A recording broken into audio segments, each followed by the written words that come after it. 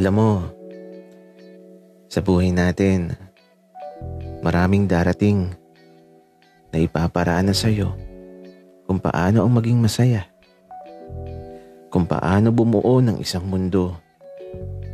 Subalit hindi lahat mananatili sa tabi mo. Hindi lahat akala mo siya na yung taong para sa'yo.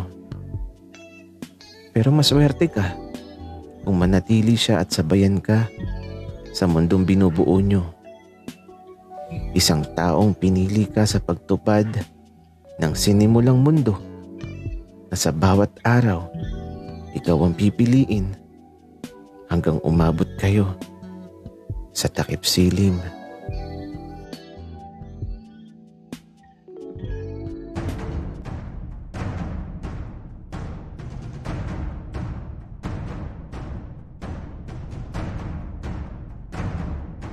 Kaibigan, huwag mong kalimutan mag-subscribe sa aming channel at huwag din kalimutan i-click ang notification bell at subscribe button. Subscribe na!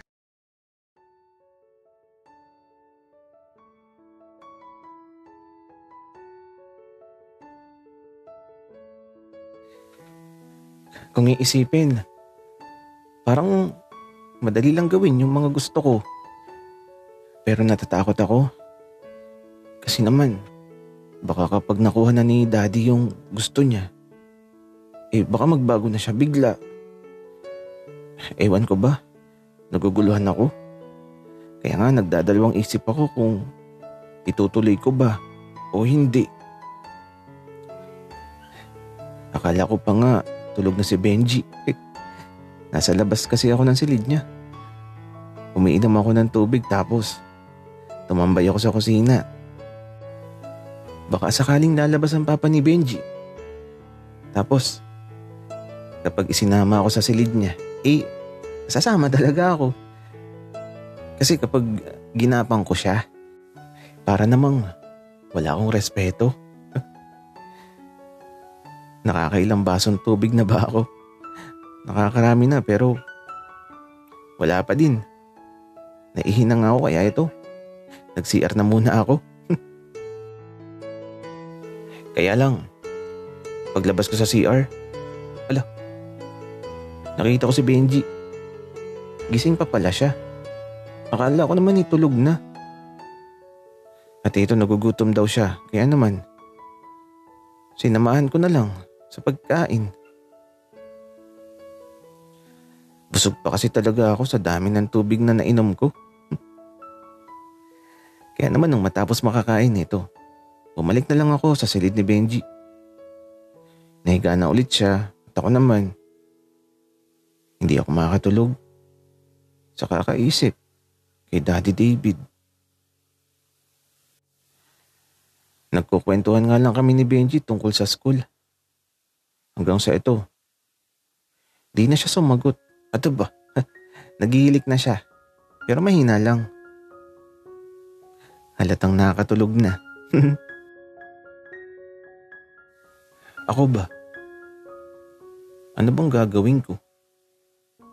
Naguguluhan talaga ako sa mga plano ko. Kaya ito, sa paglipas ng mga sandali, napatingin ako sa orasan. Kaya lang madilim. Di ko makita kung anong oras na ba.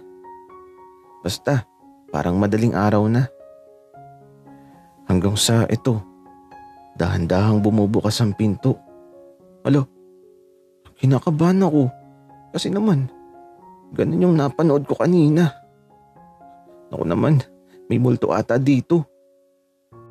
Naririnig ko pa kung paano dahang-dahang bumubukas ang pinto. Maingay kasi yung pintuan sa silid ni Benji. At sa paglipas ng mga sandali, nakapikit lang ako habang nakikiramdam. Iniisip ko nga na sana imahinasyon lang ang lahat. Kaya lang nagulat ako na may humawak sa pisngi ko.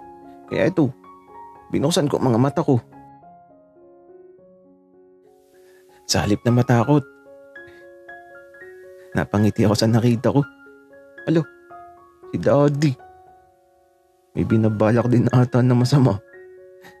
At aba, sumenya siya sa akin na huwag daw ako maingay. Kaya naman, hindi talaga ako nag-ingay. Habang hawak niya ang kamay ko at eto, hinihila na niya ako papalabas sa silid ni Benji. Grabe, kinakabahan na ako. Kasi naman, wala na akong kawala. Pero bahala na, andito na eh. Ginusto ko na din naman ang mga sandaling to. Napatingin pa nga ako sa orasan bago pumasok sa silid ni Daddy. 2 a.m. na pala. At eto, pagpasok sa silid, hindi kami sa kama humiga. Sa sahig kami humiga na may latag na yoga mat. At eto, magkatabi lang kami dito habang nakahiga. Kinakabahan talaga ako. Arturo, dito na lang tayo sa sahiga. Baka kasi duguin ka. Mahirap maglaban ng kama. Daddy, bakit naman ako duduguin? Ano bang gagawin mo sa akin? Arturo, ano bang gusto mo? Kasi ikaw ang masusunod. Kahit anong gawin mo, magpapaubaya lang ako. Daddy, pwede bang mag-lollipop? Oo naman, baby. Sige na.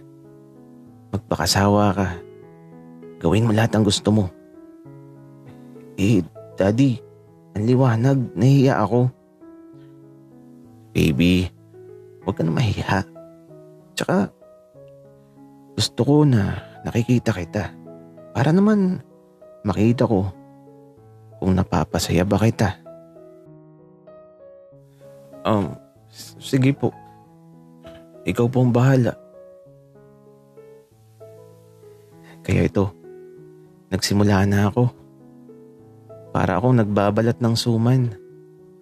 Tinanggal ko lahat para makain ko ng walang sagabal. At dahil maliwanag, medyo nahiya ako. Habang si Daddy David eto, nakatingin sa akin. Tapos nakangiti pa siya. Daddy, nahiya ako. Baby, ngayon ka pa mahihiya? Nakahain na ang pagkain na masarap.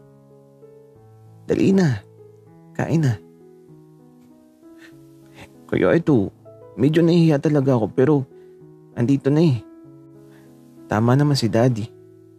Nakahain na kaya dapat kumain na ako. Pero, saan ba ako magsisimula? Hindi ko kasi talaga alam kung paano magsimula. Kaya ito, nakatingin lang ako. Daddy, di talaga ako marunong. Paano ba? At ito, nagulat ako sa ginawa ni Daddy. Kasi naman, hinawakan niya yung kamay ko. Tapos, hinilan niya ako kaya ito. Napahiga talaga ako sa paghila niya sa akin. Tapos, hinawakan niya ang dalawang kamay ko gamit ang isang kamay niya. At itinaas sa may ulo ko. Teka lang, Daddy. Anong gagawin mo? Kaya lang, di na sumagot si Daddy. Tapos, bigla na lang niyang kinagat ang leeg ko. Gagi. Di ko alam yung pakiramdam na nararamdaman ko ngayon.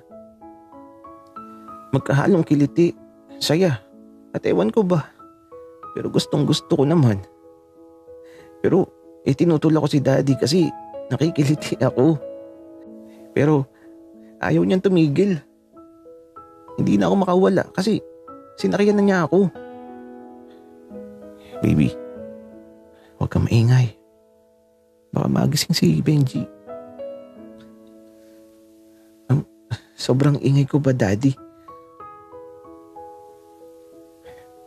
Oo, sobrang ingay mo.